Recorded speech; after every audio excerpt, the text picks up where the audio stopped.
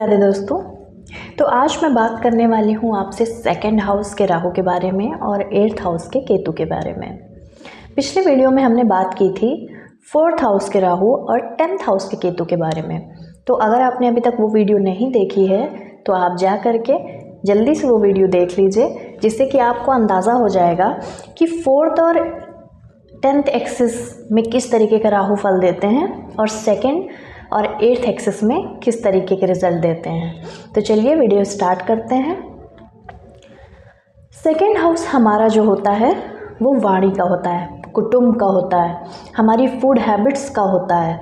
अगर यहाँ पे राहु बैठ जाते हैं तो सबसे पहले वो आपकी वाणी को इतना बढ़िया बना देते हैं, आप बहुत ज़्यादा टॉकटेटिव हो जाते हो, आप अपनी बातों को सामने वाले को बहुत अच्छे से समझा पाते हो, कहीं ना कहीं सामने वाला आपकी बातों से आकर्षित हो जाता है और आप अपने कैरियर में एक बहुत अच्छा ग्रोथ देख सकते हो अपनी वाणी के थ्रू। दूसरी चीज़ क्या होती है कि राहु जहाँ पर भी बैठता है वहाँ के प्रति वो डिससेटिस्फैक्शन देता है, यानी कि आप जो सेकंड हाउस में जो मनी का भाव है वो आप कमाई तो बहुत बढ़िया देगा आपको कई तरीके के, जैसे कि आप शेयर मार्केट में बहुत अच्छा पैसा कमा सकते हैं, आप अपनी जॉब, अगर आप जॉब कर रहे हैं जॉब से बहुत अच्छा पैसा कमा सकते हैं। तो ये भी देखा गया है कि राहु सेकंड हाउस में जब होता है तो वो कई तरीके के सोर्स ऑफ इनकम्स देता है आपको।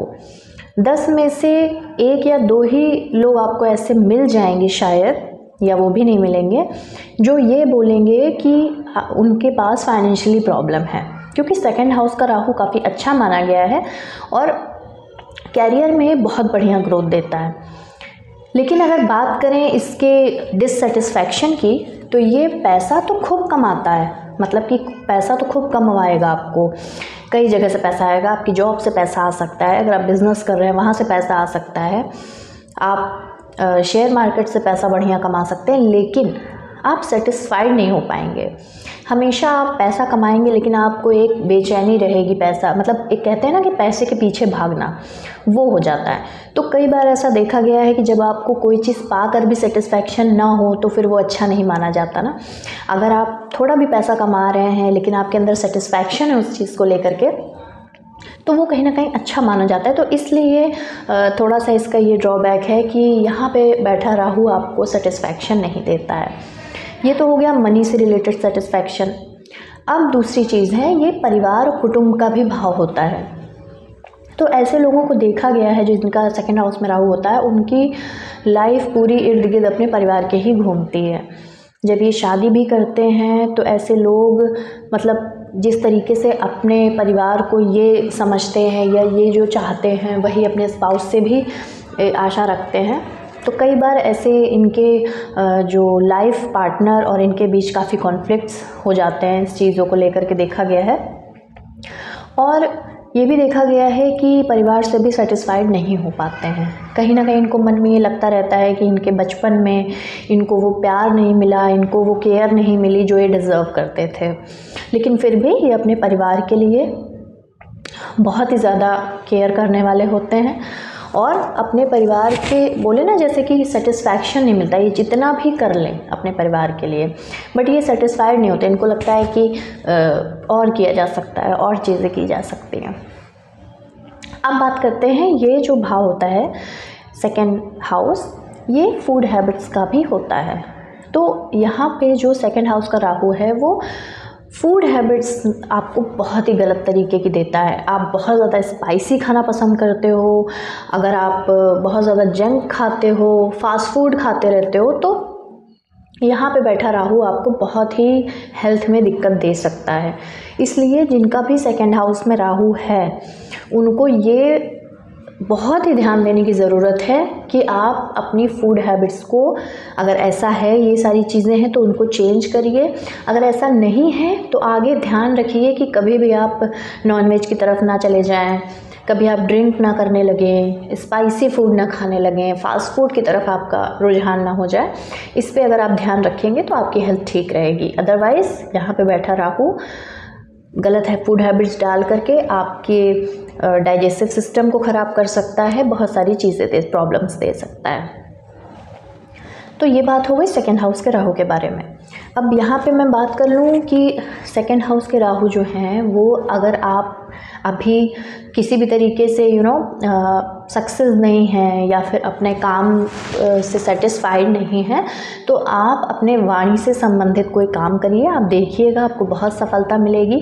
क्योंकि आप लोग के अंदर एक टॉकटेटिव नेचर तो होता ही है, दूसरी चीज़ ये होती है आप काफ़ी ज़्यादा मैनिपुलेटिव हो जाते हो समटाइम्स। तो ये आपको मतलब काफ़ी हद तक अच्छा, आपकी वाणी से आपको बहुत अच्छा परिणाम देखने को मिलता है। अब बात कर लेते हैं 8th हाउस के केतु के बारे में। तो जो अगर मैं नॉर्मली एक बात करूँ, ये जो एक्सेस है ना राहु और केतु की 2 और 8 वाली, यहाँ पे देखा गया है ना इन लोगों का, ऐसे लोगों का जो कहते हैं ना कि एक चक्र जो है, एक जो इनकी जो लाइफ है पूरी, वो इनके पैसे और परिवार के ही इर्द गिर्द घूमती रहती है, ऐसा देखा गया है। अच्छा, तो केतु को ये बोला गया है कि केतु जिस भी भाव में बैठता है उससे रिलेटेड आप पास्ट लाइफ में वो चीज़ पा चुके होते हो। जैसे कि 10th हाउस में मैंने केतु के बारे में बताया था कि आप ऑलरेडी पास्ट लाइफ में वो काम से रिलेटेड सक्सेस हो चुके हो, आपको जो काम करना था उसमें आप सब कुछ पा चुके हो। इसलिए ये 10th हाउस का केतु यहाँ पे बैठा है कि आपको ये जो चीज़ आप पा चुके हो उससे डिटैच करता है। तो 8th हाउस के केतु में भी कुछ इसी तरीके की चीज़ें हैं। अब यहाँ पे कुछ लोग बोलते हैं कि 8th हाउस का केतु बहुत ज़्यादा ख़राब होता है, लेकिन मेरा ऐसा मानना नहीं है। हाँ, ये ज़रूर है कि अगर 8th हाउस में केतु है और आप स्पिरिचुअल नहीं हैं तो ये आपको गलत रिज़ल्ट दे सकता है। आपको चोट लग सकती है, कई बार आप बहुत ही ज़्यादा सीक्रेटिव हो सकते हो, मतलब बहुत ही ज़्यादा गुप्त चीज़ें अपने मन में रखते हो, अपनी चीज़ें एक्सप्रेस नहीं करते हो, छुपा करके रखते हो चीज़ें अपने से अराउंड। और दूसरी चीज़ ये है कि यहाँ पे बैठा केतु ना, अगर थोड़ा भी आप स्पिरिचुअल हो गए तो आपको बहुत सक्सेस दिला सकता है। यहाँ पे बैठा केतु आपको एक बहुत ऑकल्ट में बहुत अच्छी नॉलेज दे सकता है, एस्ट्रोलॉजी में आपको बहुत बढ़िया मतलब बना सकता है। तो अगर आपका ये फील्ड नहीं है तो फिर भी मैं आपको सजेस्ट करूँगी कि आप रिसर्च के फील्ड में आगे जा सकते हो, और रिसर्च के अलावा आप फाइनेंस लाइन में भी अच्छा कर सकते हो। देखो, तो जो राहु है वो आपकी आउटर चीज़ों को दिखाता है, मतलब कि सेकंड हाउस का राहु जो पैसा कमाने के लिए लोग पीछे भागते रहते हैं, अपना शो करते रहते हैं, जैसे होता है ना कि शोबाजी वाली चीज़ें होती है कि बहुत ज़्यादा दिखावा करना, इन लोग के अंदर काफ़ी ज़्यादा दिखावा होता है। तो वहीं 8th हाउस का जो है वो इनके अंदर इनर कॉन्फ्लिक्ट चलता रहता है, क्योंकि 8th हाउस जो होता है वो ससुराल पक्ष का भी होता है। और ससुराल पक्ष से आपके अगर संबंध अच्छे नहीं हैं, चाहे आप लड़का हो चाहे आप लड़की हो, तो आप हस्बैंड वाइफ में कॉन्फ्लिक्ट्स चलते ही रहेंगे। क्योंकि अगर आप हस्बैंड हो और आप वाइफ की फैमिली से डिटैच्ड हो, आप उनसे अटैच नहीं हो, उनको बिल्कुल ही आप मतलब पसंद नहीं करते हो या छोड़ दिया है आपने, तो आपकी वाइफ भी बुरा मानेगी, उसको भी बुरा लगेगा, तो आपस में आप लोग के जो इमोशनल बॉन्ड है वो अच्छा नहीं होगा। अगर आप लड़की हैं और आप अपने हस्बैंड के फैमिली को मतलब उतना मानती नहीं है या कॉन्फ्लिक्ट चलते रहते हैं, आप लोग के पसंद नहीं करते हैं आप एक दूसरे को, तो हस्बैंड को पसंद नहीं होगी ये चीज़, तो आपस में कॉन्फ्लिक्ट देता है यहाँ का केतु। केतु का काम ही है डिटैच्ड करना, यानी कि कहीं ना कहीं आप पास्ट लाइफ में वो सब कुछ पा चुके हो, वो अच्छा ससुराल पा चुके हो, वो ससुराल से जो भी जो भी प्रॉपर्टी है, जो भी है आपको मिल चुका है, सब कुछ अच्छा हो चुका है। इसीलिए अब यहाँ पे जो केतु बैठा हुआ है वो आपको वहाँ से डिटैच करता है, इसलिए यहाँ का केतु अच्छा नहीं माना जाता है।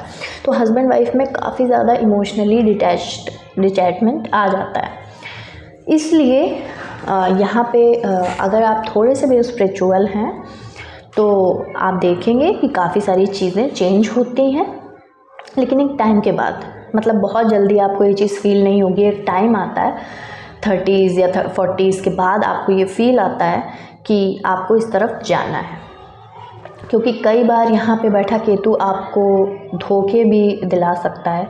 तो जब आप बहुत ही ज़्यादा धोखे के फेज से बढ़ते हो आगे, तब आप इस लाइन में, मतलब कि स्पिरिचुअल लाइन में आपका रुझान बढ़ता है। तो ये था सेकंड हाउस के राहु और 8th हाउस के केतु के बारे में। और इसी तरीके के और भी वीडियोस मैं लाती रहूँगी। तो अगर आपको थोड़ा भी इससे कनेक्ट फील हुआ हो तो मुझे एक कमेंट ज़रूर करिएगा। और मिलती हूँ नेक्स्ट वीडियो में। राधे राधे।